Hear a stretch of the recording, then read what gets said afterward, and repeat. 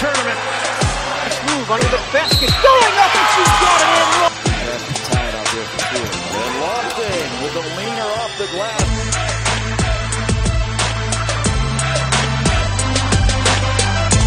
Welcome to Bonnie's Basketball Now. My name is Nick Gallion. I'm filling in today for Ryan Bolin, and I'm here with SBU-TV sports reporter Anthony Goss and Olean Times Herald beat reporter and Olean Times Herald Renaissance man, JP. I appreciate that.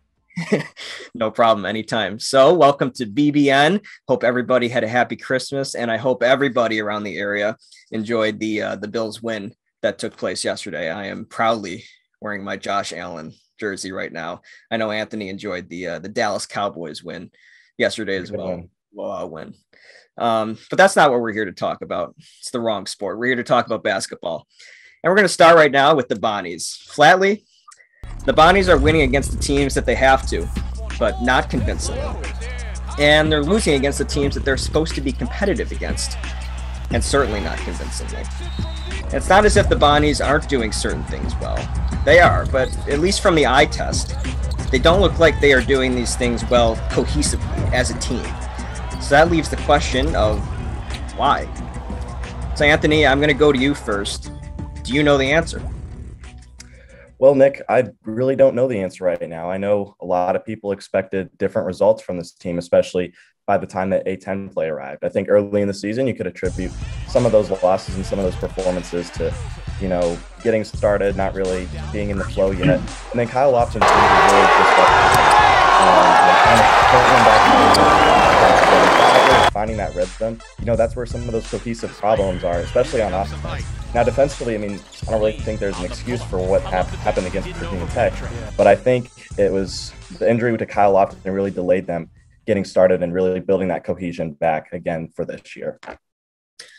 And so, JP, to that effect, it looks like certain players are trying to overcompensate maybe at times for the weaknesses of other teammates, whether it's Dom Welch shooting a bit too much, Jaren and Jalen going for some rebounds that maybe Shun should be getting. Does that play into the cohesiveness and the lack of cohesiveness that we've seen over the last couple of weeks from these Bonnies? Yeah, I think that's part of it. I think what we're seeing is just that, collectively they're pressing right now a little bit. And when it starts kind of getting out of control, you're trying to do a little too much. I think that's what we saw. Schmidt talked about that in the post game. I think this team just has to get back to being themselves, to being what we saw from them last year, just kind of having that edge back, that swagger. Now we'll see kind of what they come back with returning to action this week.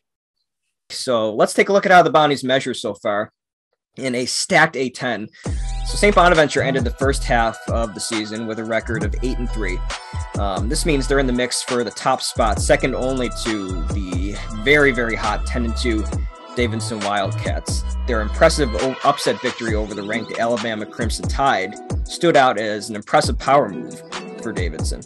But teams like Rhode Island, Richmond, St. Louis, Dayton, they all have late wins as well. But for the Bonnies to find continued success, they will need to build off their strong 5-1 home record. Nevertheless, the preseason favorite Bonnies are expected to put together a strong performance in the conference this year. So, Anthony, we're going to talk a little bit more about it later on, but are the Bonnies still your favorite in the conference this season, given what you've seen the last couple of weeks from this team? Yeah, Nick, the last 2-3 weeks haven't really been, solidifying their status as the top team in the conference, but I still think the reigning A10 regular season and tournament champions, even though there are good contenders this year. You mentioned Davidson, St. Louis, Richmond. The Bonnies still, though, the one thing that they have that a lot of others don't is the experience. They know what it takes to defend that crown and, beat the top teams in their conference. And I think a big part of that will be defending their home court. And if they do that, it's going to be tough to knock them off the top of the conference. JP? Yeah, I think Anthony said it. They're the favorite.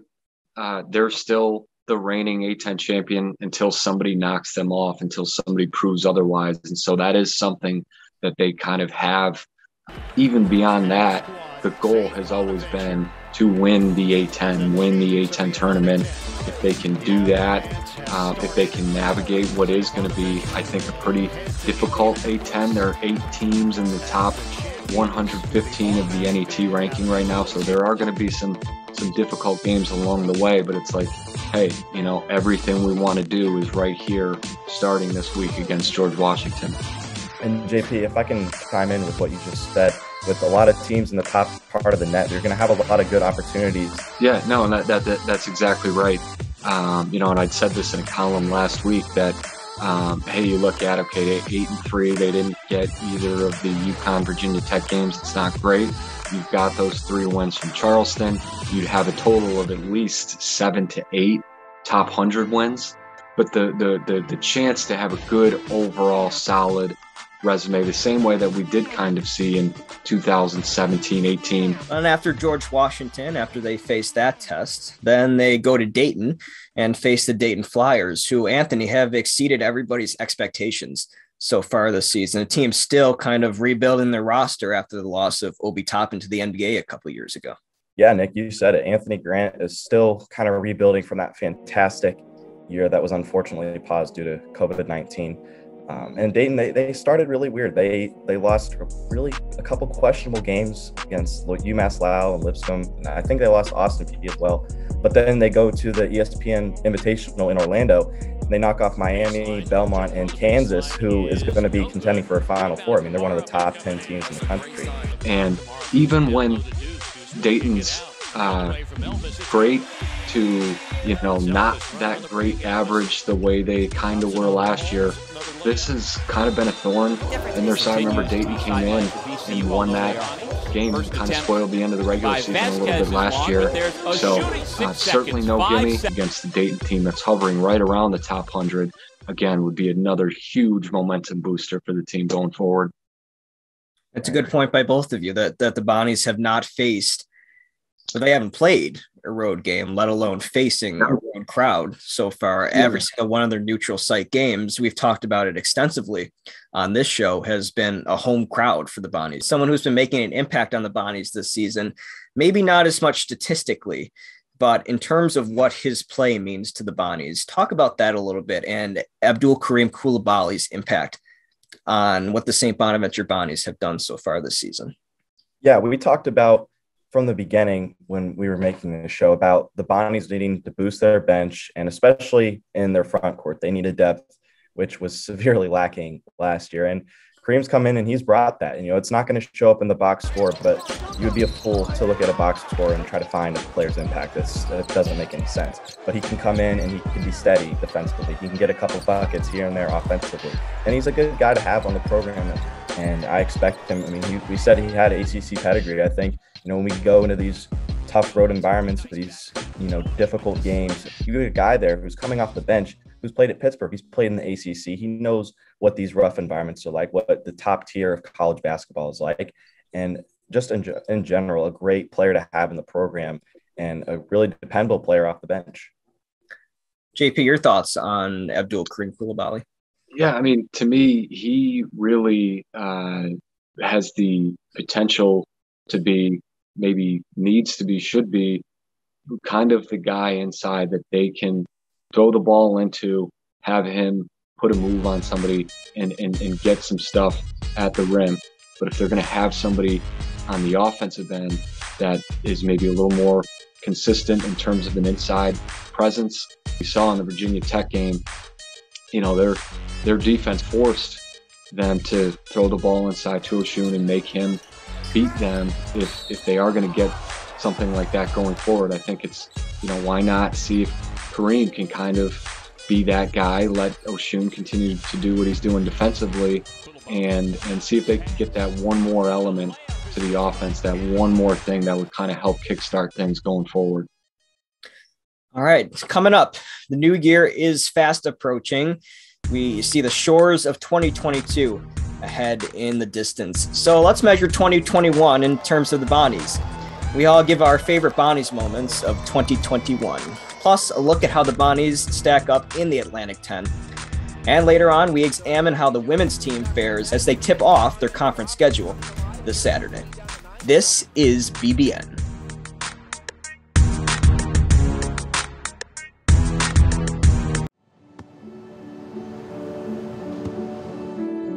I don't remember how it started.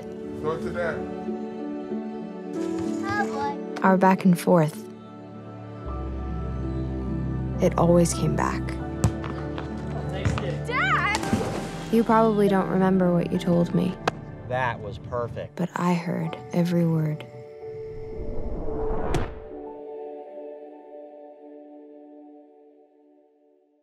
When I was in foster care, I never knew when I would have to move. So I always had my suitcase ready to go. Then one day, I was adopted. My new parents opened their hearts and home to me. My parents cook my favorite breakfast for me every morning. My parents take me on trips I never thought I would go on. They gave me a home and an even better reason to use that suitcase. My parents aren't perfect, but they're perfect for me.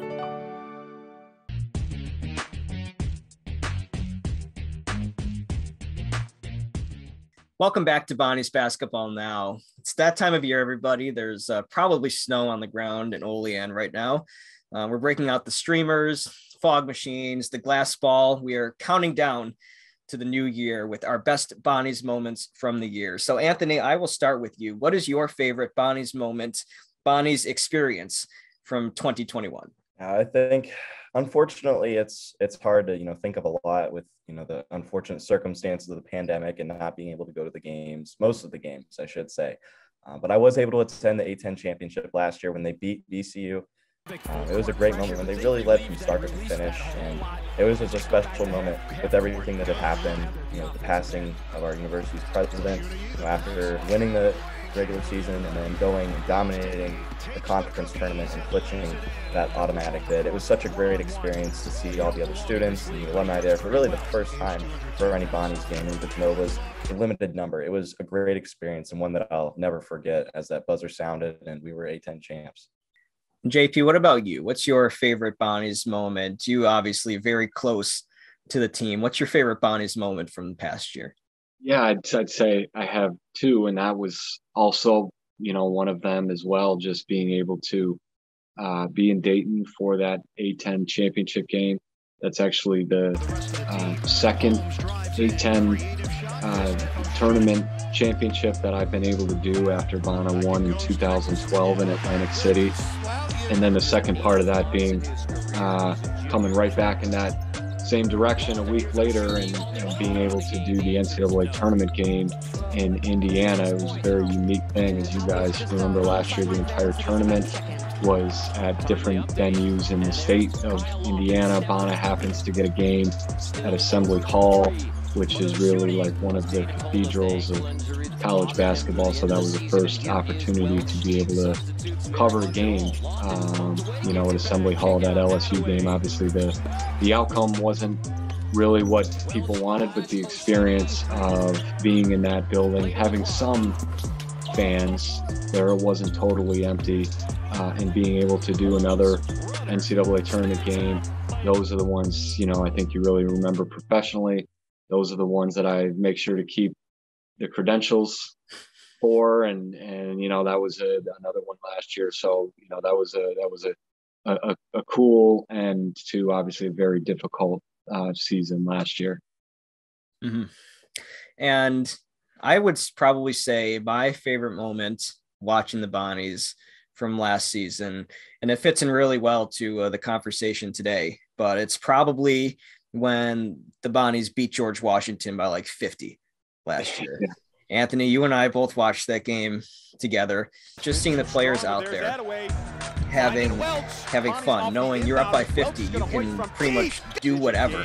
Seeing some of the bench come in and that we really haven't seen all year and playing some extended minutes. And just that whole experience, just knowing how great that Bonnie's team was that season. That was the thing that really solidified it for me, was beating a conference opponent like there's some kind of Division II or Division III. But for me, that's the moment that kind of stands out as my favorite Bonnie's moment from 2021. Good choice. So let's turn our attention a little bit to the Atlantic 10 again, as we did earlier. We talked about the Bonnies being in the mix for the top of the Atlantic 10, but at the same time, the Atlantic 10 being so strong at the top that it's really unpredictable where the Bonnies or anybody else could end up in the conference standings by the time this whole thing shakes out. So, Anthony, I want to go to you real quickly. What is the story in the Atlantic 10 that you were looking for the rest of the season? What do you think is going to be the main talking point of the Atlantic 10 the rest of this season? Well, I think it starts with St. Bonaventure. I think the main storyline is there a team, and if so, which team will be able to dethrone the double champs, if you will? Davidson has had a very impressive non-conference season. They definitely look very strong after beating Alabama. But again, you have St. Louis, who's been at the top of the conference consistently, and they've tested themselves. But will any of them be able to put together a resume or a season strong enough to beat the Bonnies? For some of them, like Richmond and St. Louis, it's about beating Bonus twice. Now, do I think that could happen? It could, especially with the way that St. Bonaventure's played. But I'm not really sure who is the team that's capable of beating St. Bonaventure. And with a conference as strong as the A10, it could be a thing where a bunch of teams are fighting each other and they beat up on each other, and St. Bonaventure can take advantage of that. So I think it's yet to be seen. We still have a whole conference season yet to be played, but I think it's really about who can dethrone the champions. All right. Up next, the women's team finished the conference season 8-3, just like the men did. What are their strengths and weaknesses headed into their conference schedule? And as always, we give our final thoughts to put a bow on top of the final BBN of 2021. And oh yeah, this is BBN.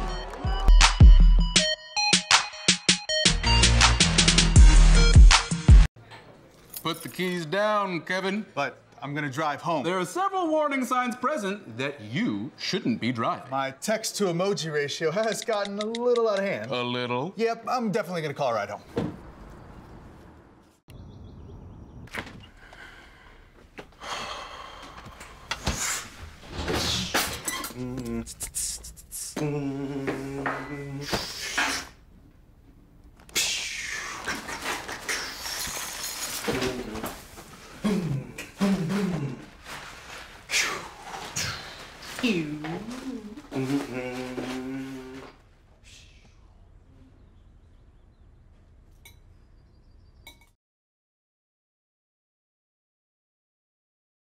Welcome back to BBN. The Bonnies women's basketball team finished their non-conference schedule against East Tennessee State University, winning 56-49. ETSU has given up an average of over 75 points this season to opponents, and is currently on a 10-game losing streak.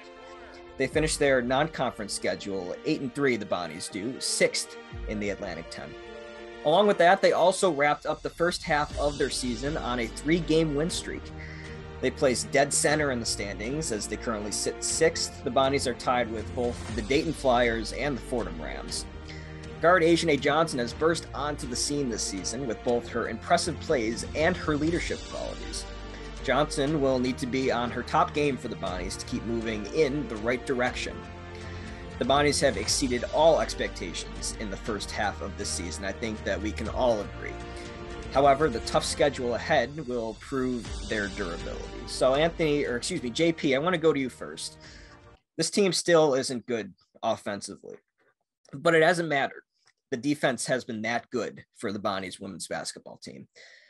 But will the poor shooting come back to bite them against the UMasses and the Rhode Islands of the world, of the Atlantic 10, that they're going to face over the next couple months?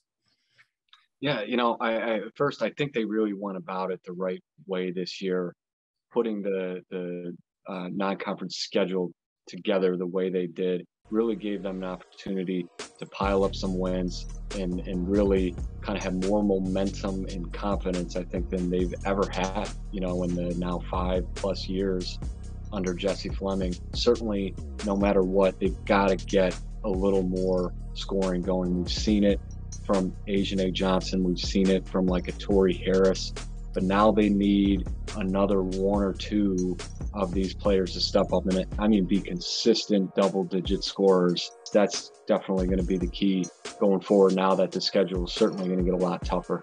And Anthony, Iyanna Lops has been the heart and soul of this team and has really grown into exactly what this program thought that she was going to be when they brought her in. And she's grown really into a star player in the Atlantic 10. And if she keeps up this pace, she could end up the defensive player of the year in the Atlantic 10. That's how good she's been this season. So talk a little bit about the impact that she's had on this team and that she can continue to have on this team as they make a run toward the A10 playoffs. That's right, Nick. And you mentioned it, JP, the defense being the strong suit of this Bonnie's team.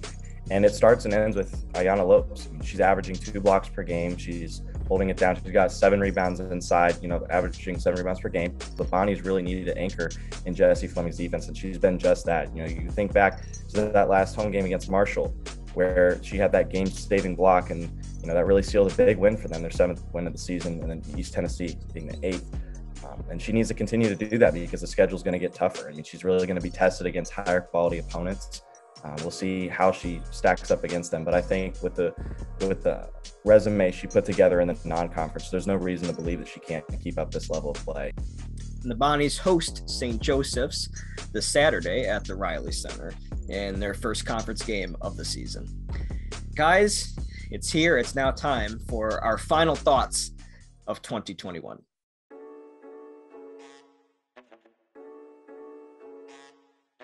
All right, Anthony, I will start with you. Yeah, Nick, my final thought, I'd just like to toss out one big word, and that's resiliency. Now, this Bonnie's team, we've seen them struggle this year, and it's been tough. Their point guard's been out. They haven't played as well. But if we've learned anything from this group since Kyle and Oshun have been there since their freshman year, since last year with the COVID and all that they had to deal with, the team's really resilient. And Coach Mark Schmidt is resilient. They find a way. So even with the panic and with the bad performance against Virginia Tech, it's a clean slate now. There's 0-0 in the A10.